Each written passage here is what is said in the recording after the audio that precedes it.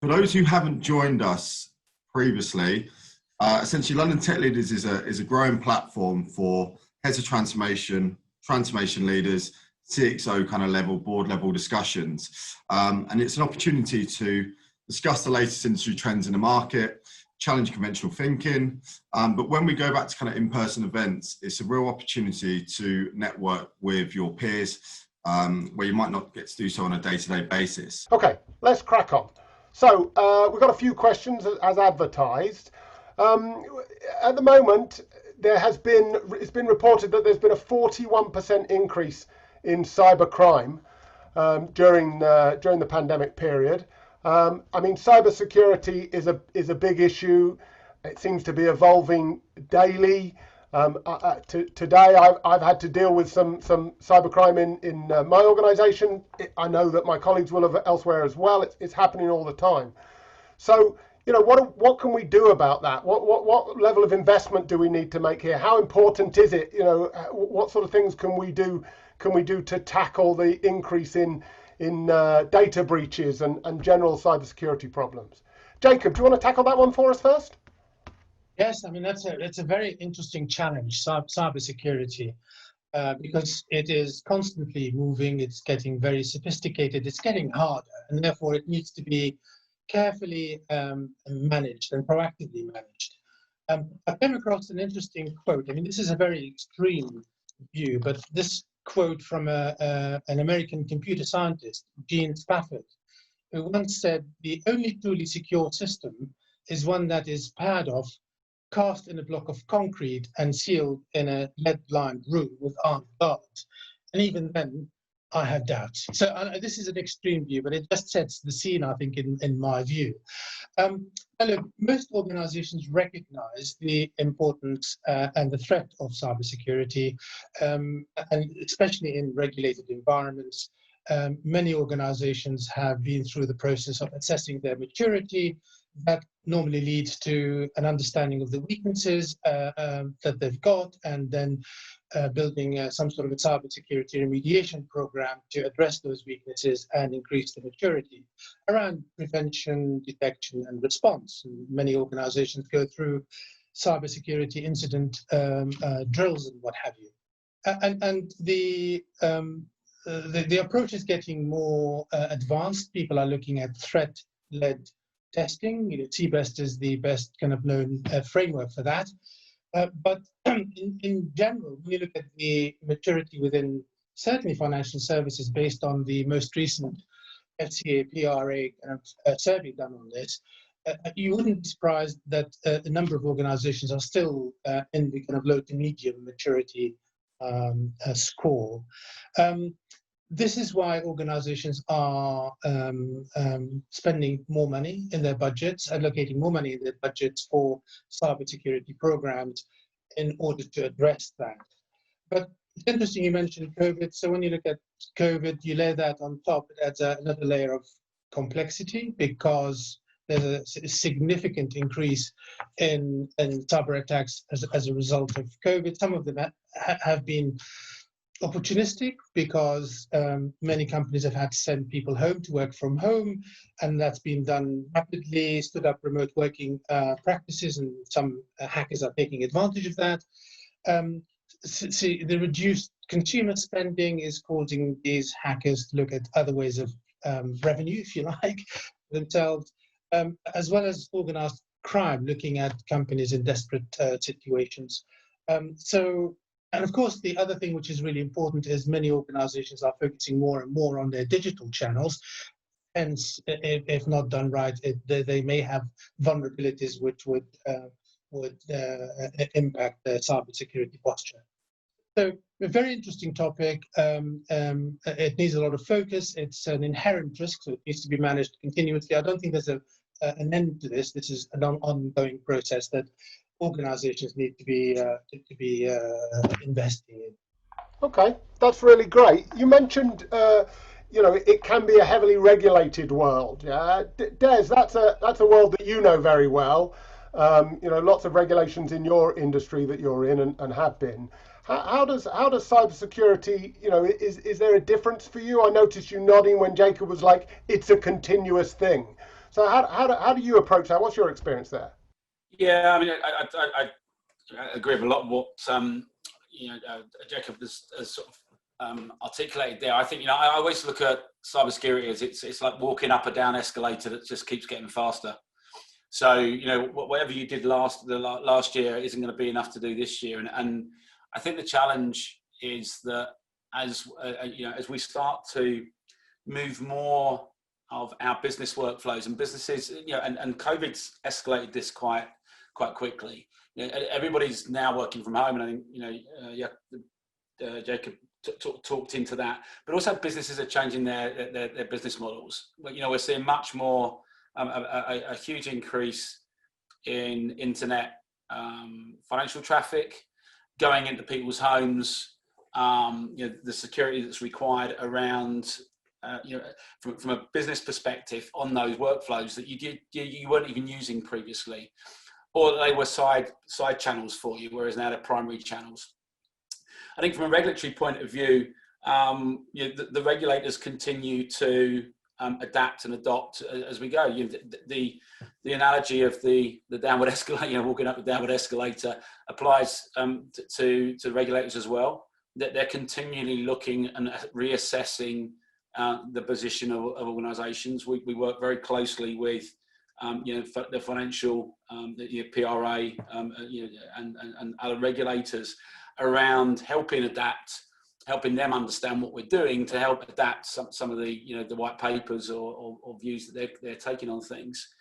I think for me now though it is BAU. And that is sort of weird in the sense that something so impactful needs to be part of your organisation. And I think where historically we've gone through cycles of investment in security, it always used to be there'd been a security event and everybody would pile in investment into security, and then it would dip down again after a couple of years because everybody would sort of forget about it.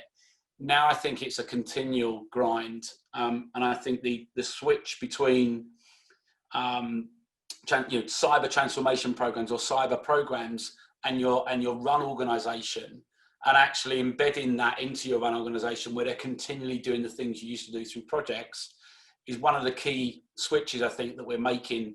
Certainly a lot of organizations are starting to make.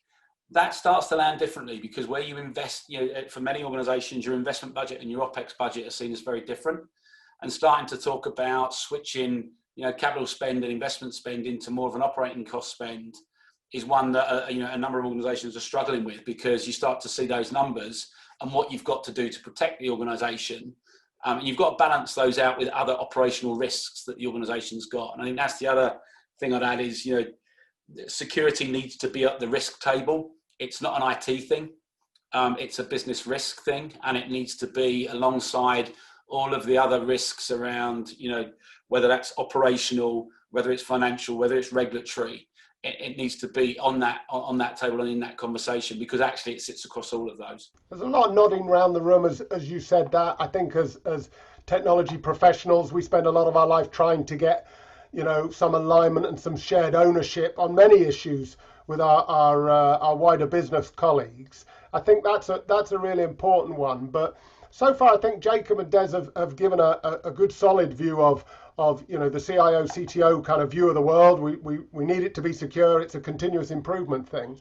But Niamh, what about the users, right? We've got lots and lots of customers or internal users or whatever, right? They just want to use this stuff, yeah? What about the impact to them of an ever-tightening ring of, well, to use Jacob's point, a concrete box? How do we deal with that? Yeah, it is a really interesting, it's the dynamic. I mean, there's a friction, isn't there? Because we're putting in lots of security measures and they're needed for all the good reasons that we've talked about, and regulatory reasons as well. But it does cause friction depending on how these things are getting put in. And certainly I see that, from a user-based perspective, some of the things around, stripping out links and, filtering out things, then they get immensely frustrated because they feel like they can't do the job properly.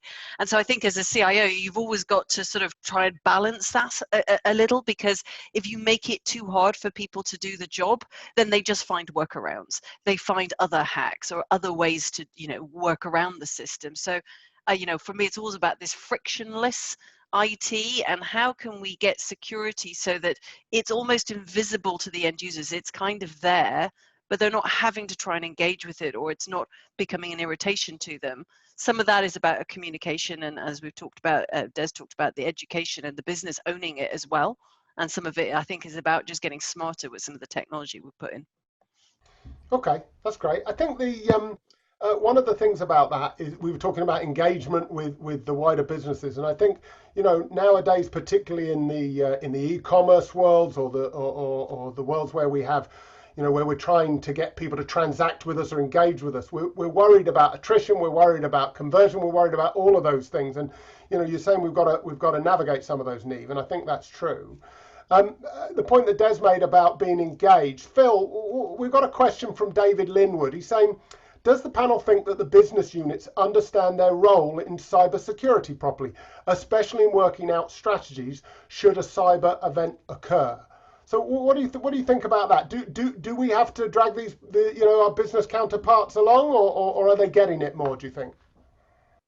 My experience is they're getting it more now. I think it's not a case of dragging, and maybe it used to be, maybe it's different for different organizations, but I think with increasing audit, regulation, compliance, and just that the weight of headlines, whether you say that's Talk or others, you know, it's in the public domain now. These things happen, and you know, protecting the brand that you work in from those threats, protecting the teams that you work with from those threats, looking after the individuals. I mean, everybody now is increasingly busy working in different places. They can't turn to a colleague and say, you know, have you seen this? What do you think? It's more important that we have cybersecurity awareness. We have online tools. We continue to press the messages that the threats are increasing. You know, current, as I understand it, roughly industry average, which we're experiencing as well, is about 80% of all inbound email is being blocked for, you know, content that's not relevant to the business, and I think that's probably a relatively standard context. But for busy people, the one that gets through is the one they click on, and I think it's just that continual evolution of awareness. Okay, that's great. I think we're going to finish on this question and move on to some other questions, but I'm just going to finish with a comment from one of our audience, Chris from Red Hat UK. He says, and I think our panel will agree with this, security is everybody's responsibility within the organization. People find workarounds because they don't have ownership of the problem. We all need to take ownership and responsibility. The days of the security check at the end of the software development life cycle is severely dated. So I think that's really good. Des, you just had one little thing you wanted to add on the end of that, I think. Yeah, and it's off the back of that, really. Yes, security is everybody's responsibility, but I think we also have a responsibility, and I think Niamh highlighted it, is to make it invisible to them, because people are people. In the same way as, you know, there are little aspects to everybody's job. The more that we can make security invisible but easy for people, the better. And a great example is face recognition on the iPhone or on any phone. It's a double win, right? So it's more secure, right, than a password, and it's easier for the user. Right? Now, you know, with masks on, I'm probably not the only person who's found that a real pain. But it's funny how quickly we've got used to that. So I get, you know, if I'm looking to pay for a coffee, obviously at Costa's, I would, you know, you can't do that. But that's a great example of where the technology and the usability and the customer journey has come together to say, actually, it's more secure, but it's actually better for the customer. And I think as technologists, we'd have to look for routes for that. We have to look at ways that actually, you know, aid our customer, aid our users in their job, but also make them more secure as well. It is something that everybody's responsible for, but we can't expect them to be thinking about that all the time. We need to try and make it as easy for them to do that as possible. But the bottom line is technology is a lot easier to change than culture. It's a lot easier to change a firewall rule than it is to stop a user community from sticking passwords on Post-it notes on screens. It's fundamental that we have to work cohesively with technology and culture to shift it. Yeah, I totally agree, and I think it is about technology, it's about process, it's about people, all three of them. Yeah, okay, that's really great, guys. We've got a couple more questions on this, but we're going to hold them open so we can move on to the next question. If we get a bit of time at the end, we might come back to them. Thanks for Nigel and Lolita for your questions. We'll maybe get back to them if we can.